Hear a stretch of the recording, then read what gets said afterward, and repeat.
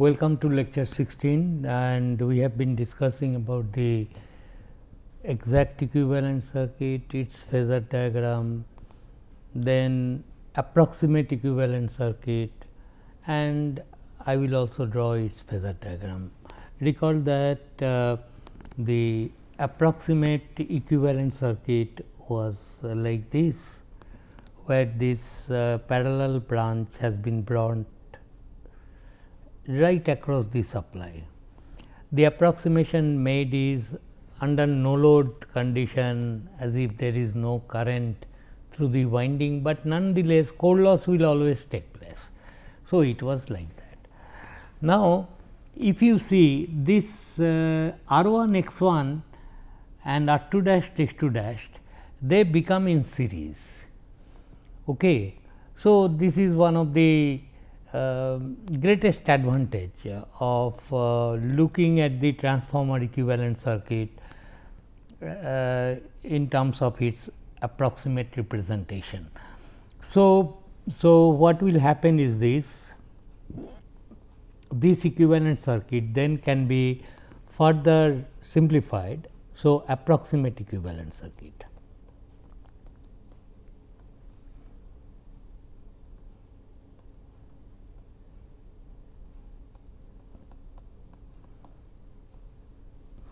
Referred to primary, it will then boil down to this one.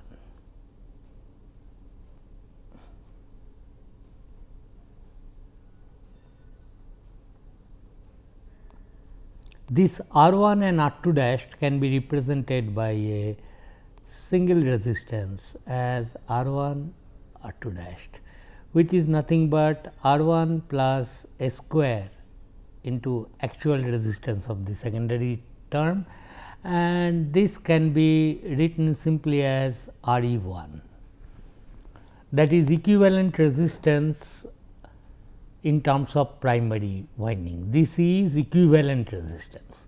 Similarly, the two reactances can be grouped together and written as x 1 plus x 2 dash, and that is equal to x 1 plus a square x 2, and this is called equivalent resistance, equivalent reactance,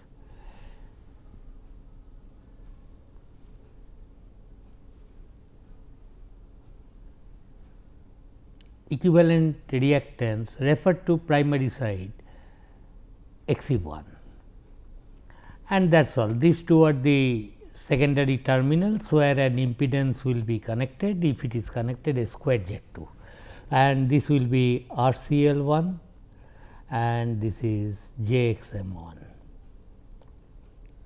and this is your V 1. And mind you, this current is I 2 dash and this is no load current, and no load current comprises of two parts, core loss component C L 1 and I M 1. Then this voltage, if I show it by different colors so that you understand, this voltage is V 2 dashed, which is equal to A into V 2 actual secondary. This current I 2 dashed is equal to I 2 by A. This is how things will go. Then the phasor diagram drawing becomes so simple. Let us see. Suppose we start drawing the phasor diagram with respect to V 2 dashed. Now, as you can see, V 1 will be equal to V 2 dashed, this voltage plus this drop plus I 2 dashed into R E 1 plus J X E 1. This will be the phasor diagram. So, we start the phasor diagram drawing in this way. First draw V 2 dashed,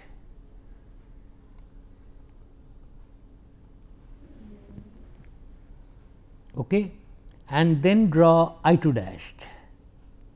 Suppose it is supplying,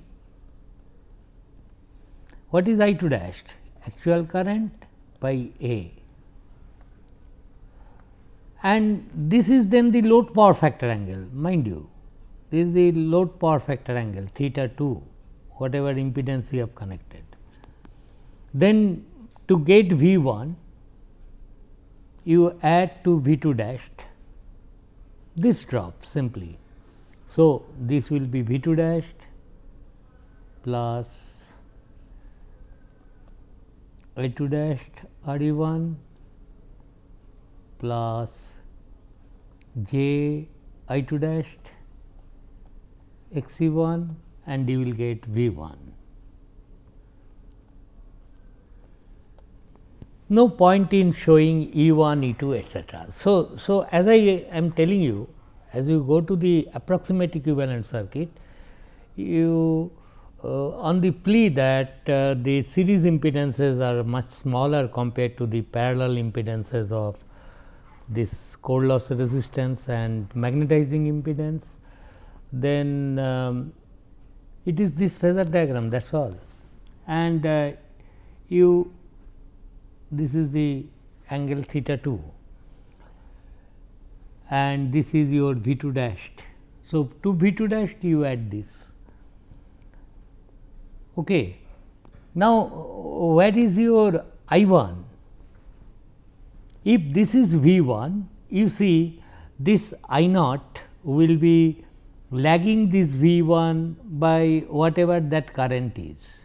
Are you getting? After you see, after you get V 1 to V 1, you have in this phasor, in this approximate phasor diagram, your ICL will be in phase with your applied voltage. So, this will be ICL 1, and your magnetizing current you will show 90 degree lagging in this circuit. So, this angle will be then 90 degree as per the approximate equivalent circuit I m, is not.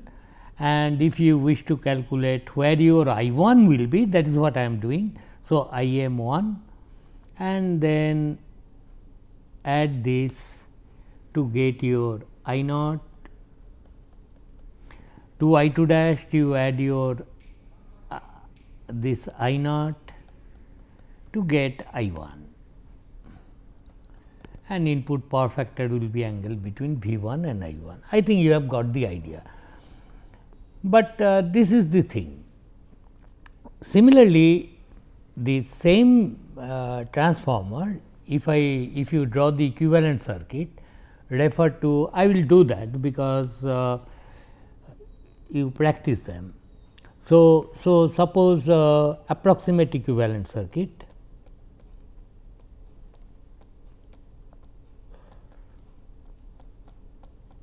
refer to secondary side or load side, secondary side.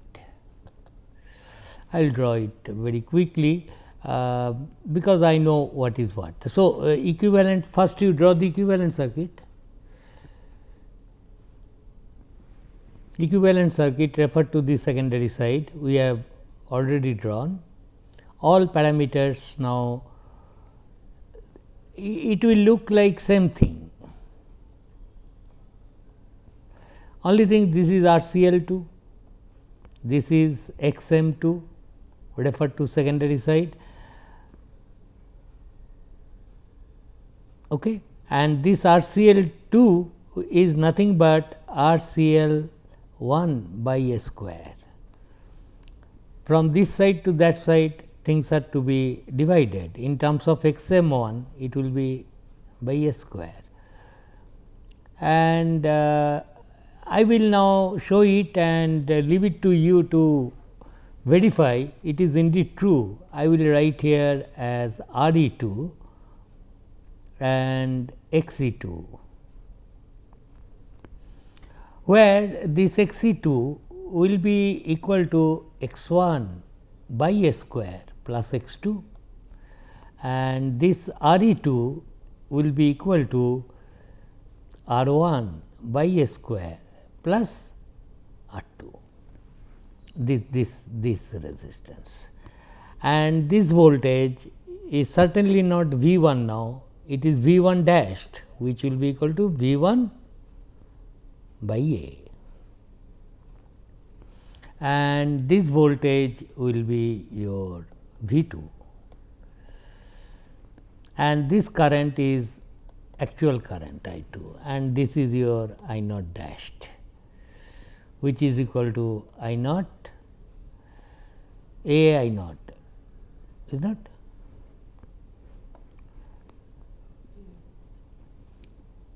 This is I naught dashed. I can transform this current. It is by A, so it will be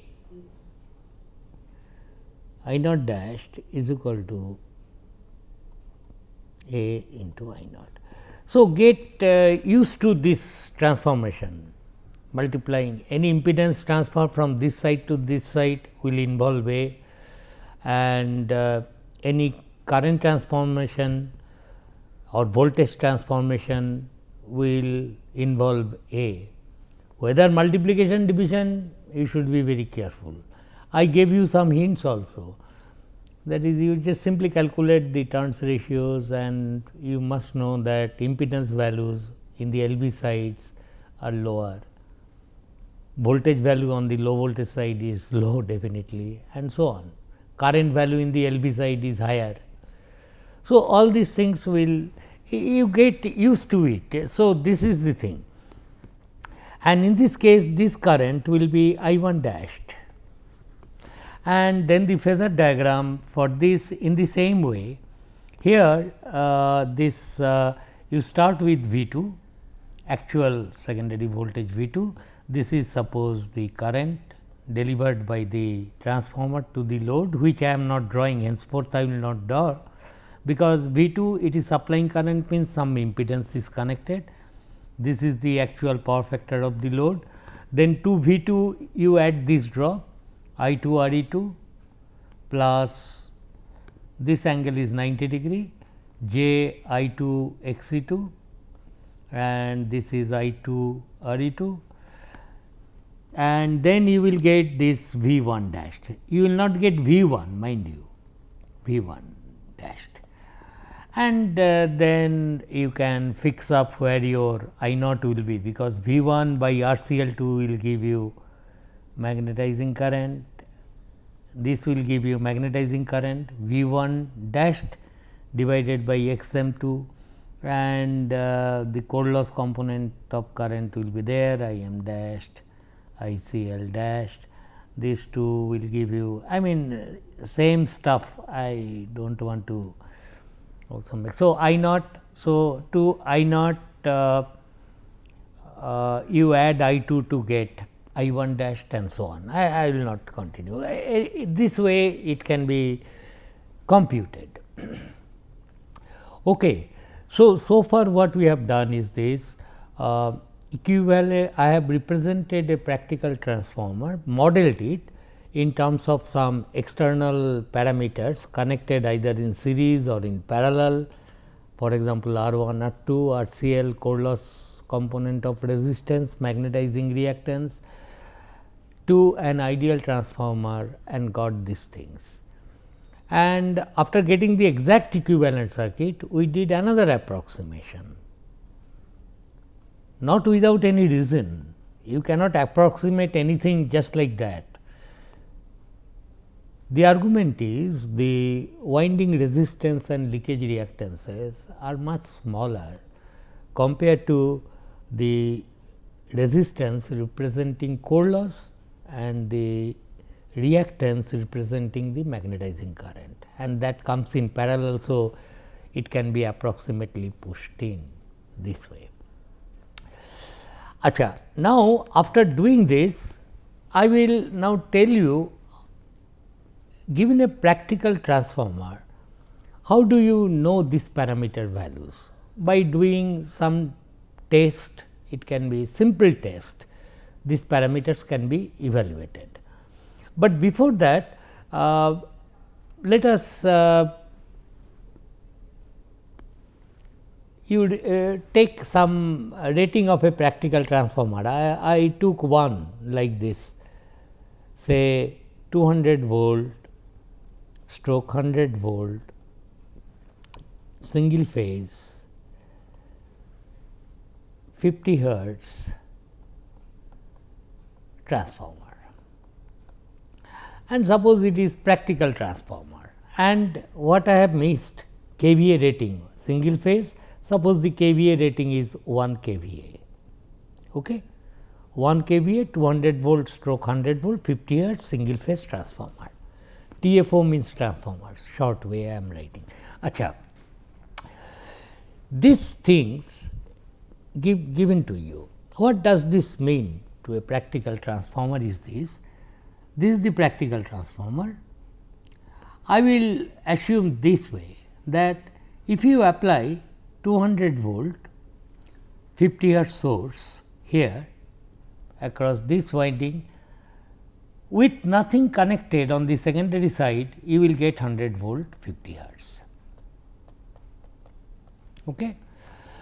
And this will be turns ratio will be 200 by 100. This is what will happen. This is the turns ratio I can get, and this one. I also told you that HV side rated current, which I will call side 1 and this is side 2 HV side and this is LV side, that is equal to I 1 rated is equal to 1000 divided by 200, so much ampere. This I can immediately calculate. Okay. So how much it will be? 5 ampere. And also I know IHV, ILV rated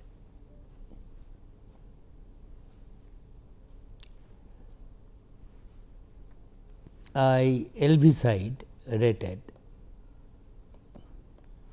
is equal to I 2 rated is equal to 1000 by 100. Of course, this I could in one stroke write straight away 5 into 2. This is the rated current, mind you. These things I know. Acha. So, given the transformer rating, we know about these numbers. What is turns ratio I can make out? Calculate rated current that can be allowed to flow through the HV winding and through the LV winding. kVA remains same approximately.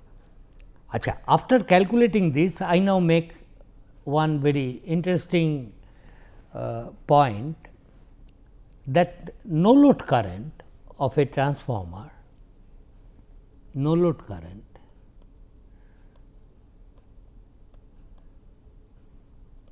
that is I naught. You recall I naught was equal to ICL plus I magnetizing. Okay. No load current of a transformer is of the order of say 5% of the rated current, 2 to 5%, 2 to 5% of the rated current. As a practicing engineer, this idea must be there. That is, it must be a well designed transformer. Whoever has designed this transformer, he must have seen that eddy current, hysteresis losses are reduced. He is using very good magnetic material, so that magnetizing current is also small, and it is ICL plus IM, these two together, phasor sum gives you the no load current, and that number I am telling for a well designed transformer, for a well designed transformer.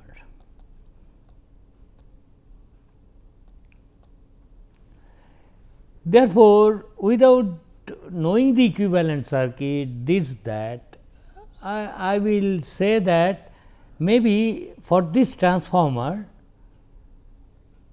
I naught 1 no load current referred to side 1 will be about say 5% of rated current of side 1, that is 5 ampere. So, it will be 5 into 0.05, that is about 0.25 ampere. Same transformer, if you energize from this side no load current LV side, it will be I naught 2 if energized from LV side, I naught 2 no load current will be 5% of 10 ampere. Are you getting? That is 0.5 ampere. Anyway, exact value I do not know. What I am telling, given a transformer, you can guess what will be the order of the no load current. So, no load current value is much smaller compared to the rated value, maybe of the order of 5% of the rated current. See, this transformer could be energized from the 100 volt side as well, that is why LV side I call it. Okay. And your no load current can be estimated. That is, if I say suppose you are energizing the transformer from the HV side with secondary no load means no impedance, switch is open here. No load means S is opened, S opened. Then I am telling, suppose I want to measure this current, no load current, then how to choose the ammeter reading?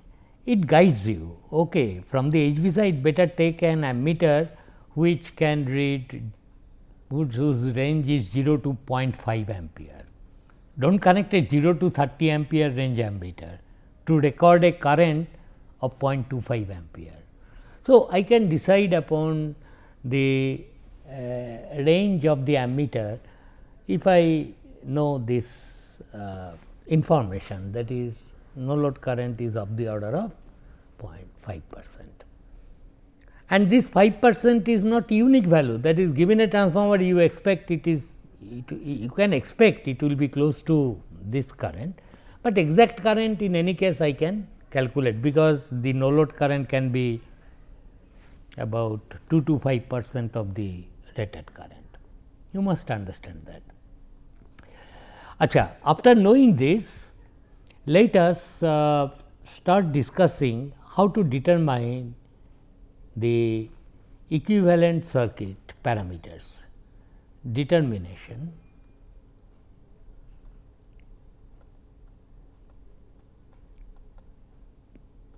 of equivalent circuit parameters.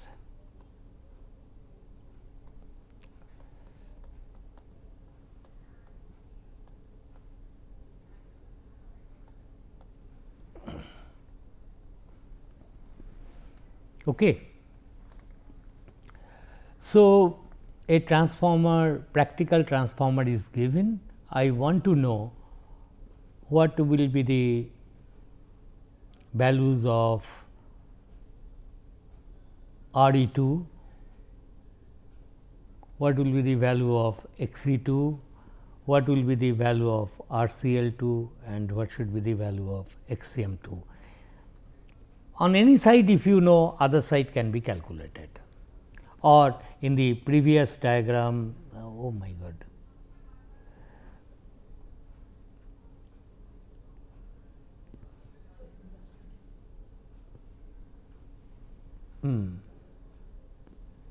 That is, this is with respect to the secondary side I drew. With respect to the primary side, similarly, our goal is to calculate this one, XE1, RCL and Xm1. That is how can I calculate it. The answer to this is we have to do some testing, and simple testing I will do. So, determination of equivalent circuit parameters by conducting from two tests, open circuit test, you conduct two tests, open circuit test and short circuit test,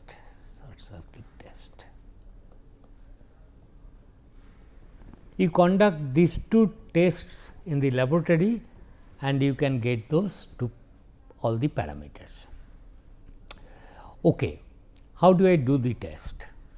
First, we will take up this open circuit test, what it is all about. What is done? You take the transformer, okay,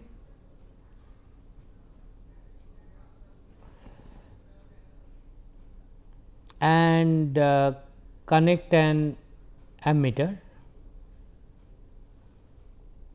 and connect an wattmeter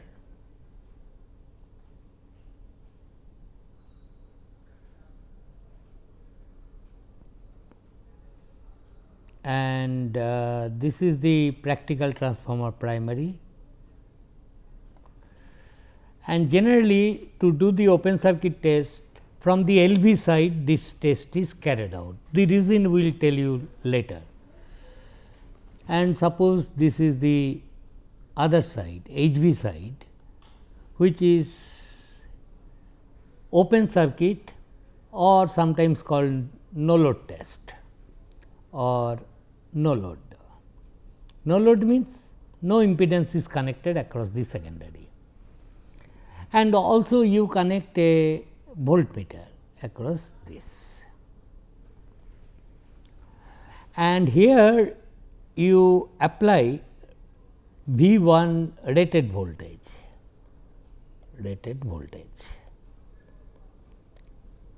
at rated frequency.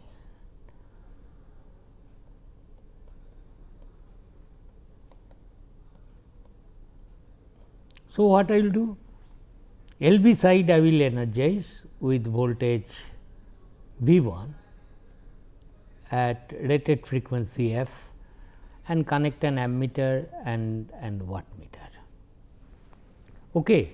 And keep in mind this is the and approximate equivalent circuit I will refer to.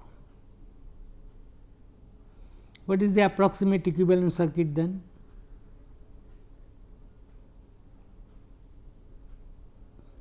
Here V1 at frequency F you have given, RE1 and XE1 are there,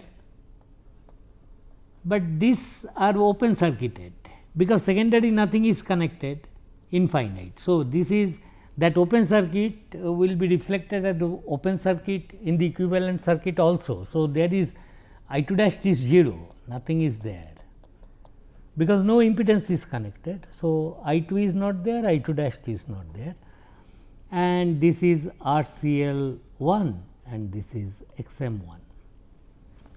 So, under this condition you see this is I naught, this is also I naught, and this is ICL1 and this is IM1 magnetizing current. And what is the phasor diagram in this approximate equivalent circuit? Phasor diagram is very simple. Applied voltage V1, your magnetizing current will be here 90 degree lagging, and your core loss component of current will be in phase with the supply voltage, and this will be your no load current I naught. So, your ammeter is going to read I naught, okay, and this is called no load power factor angle. if this is theta, this is theta, theta naught, theta naught.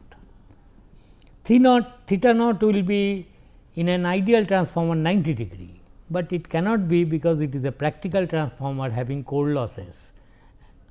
Okay. And this is the thing,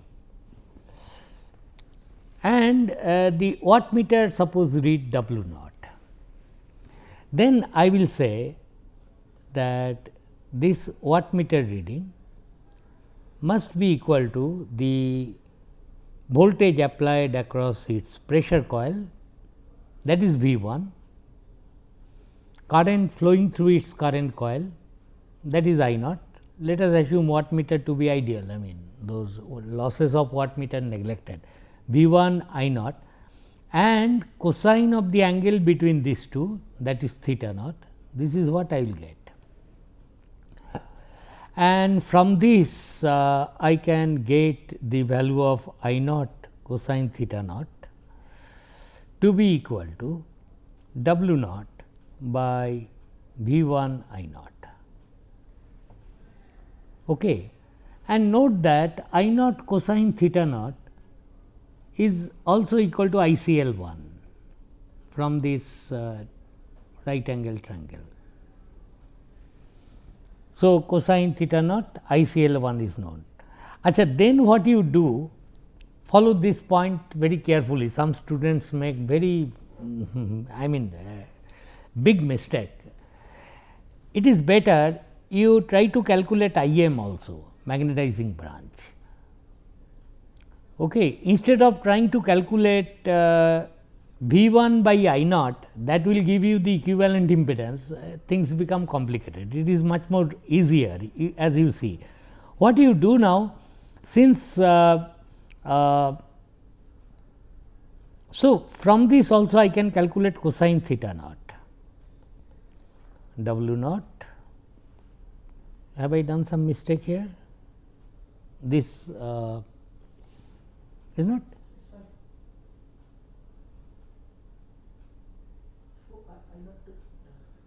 This will be the thing now. So, W naught by V 1 I naught cosine theta naught. But in any case, I can also calculate the value of cosine theta naught as V 1 I naught. So, from this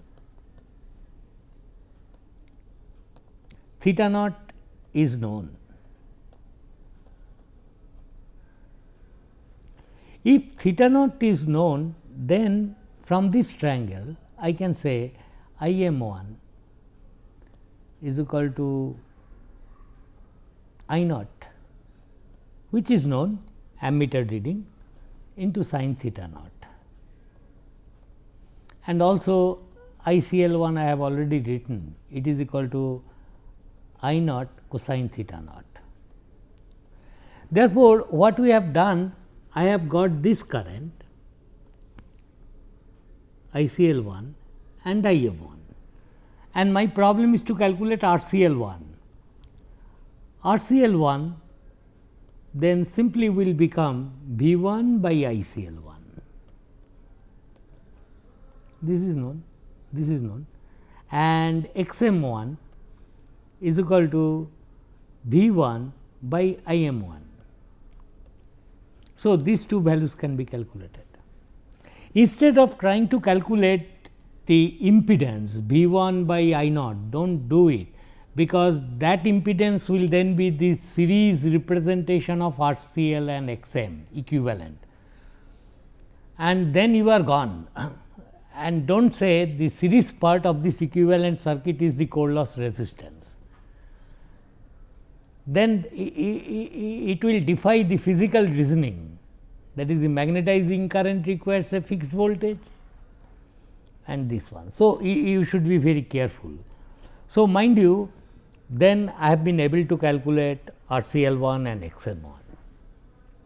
So, doing this open circuit test, I can very quickly calculate by noting down the ammeter reading and wattmeter reading and this voltmeter reading, that will read equal to V 1. I can calculate RCL 1 and XM 1.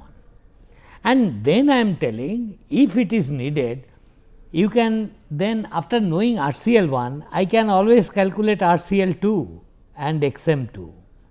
For this, I do not have to carry out the experiment once again, because I know it will be either divided or multiplied by S square. So, correctly if I do that, I will get RCL2 as well as XM2. So, in this equivalent circuit, I have got this one. Only just one point.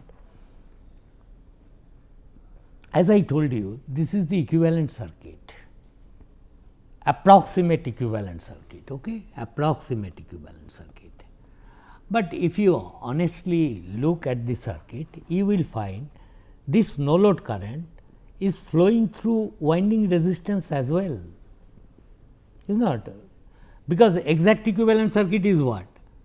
R1 X1, then your this parallel branch, is not? Suppose, and then of course, these two are open circuited, exact equivalent circuit. And you are doing on a practical transformer whose exact equivalent circuit is this. What you have done? Here you have applied a voltage, and this current you are telling I naught, fine.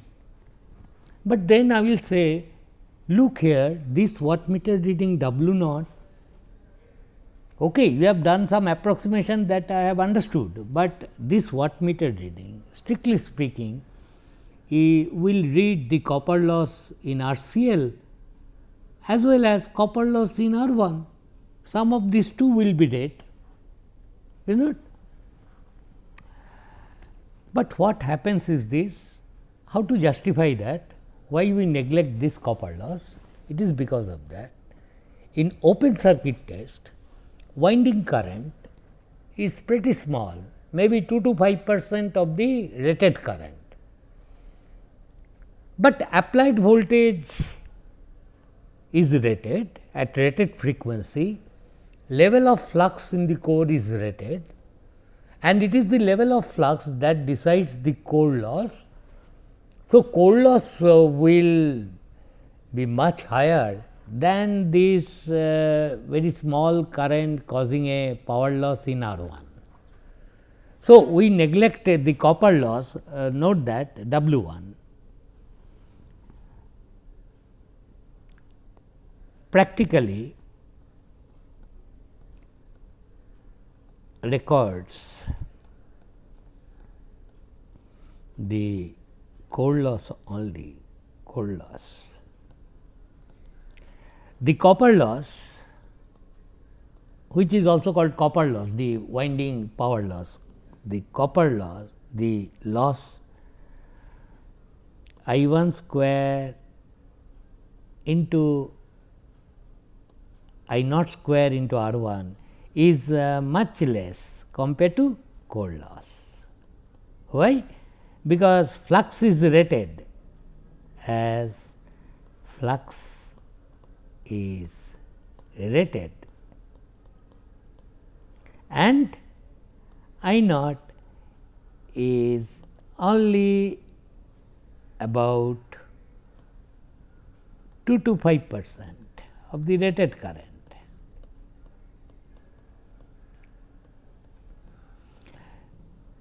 Anyway, please go through this part and try to understand each bit of it, because this is the approximate equivalent circuit. Okay, if you forget about the exact thing from your mind, erase it, then wattmeter reads copper loss, I mean core loss only, but that is not the case.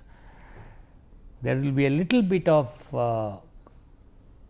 copper loss in the winding, which we are neglecting. We are attributing the wattmeter reading to be fully the core loss.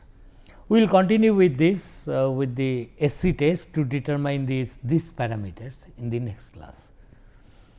And remember that generally, the reason I have not told yet, the open circuit test is carried out from LV side. From LV side means there you connect the supply, HV side is kept open. Anyway, thank you.